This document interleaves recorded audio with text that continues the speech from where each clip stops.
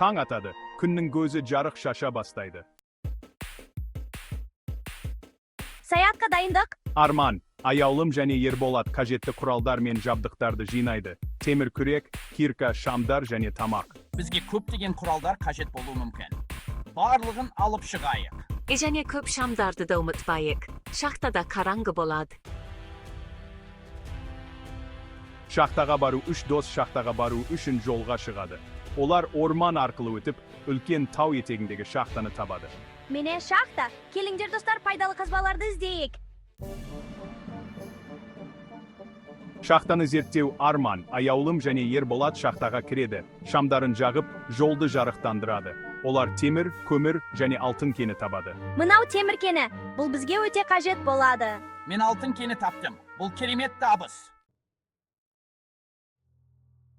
Мобтар келе жатыр. Барлығымыз бірігіп күресейік. Біз бірігіп жұмыс істесек, барлық қауіптерді жеңеміз. Мынау алмаздар. Бұл бізге өте құнды болады. Мен қызыл тасты таптым. Енді біз түрлі механизмдер жасай аламыз.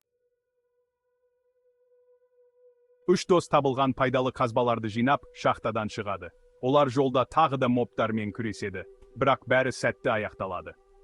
Біз үлкен саяхат жасадық, және көптеген пайдалы қазбалар таптық. Бұл күн ешқашан ұмытылмайды. Арман, аяулым және Ерболат өз үйлерінде табылған қазбаларды бөлісіп, жаңа құралдар мен жабдықтар жасайды. Шахтадағы приключения өте қызықты болды. Біз енді жаңа шытырман оқиғаларға дайынбыз.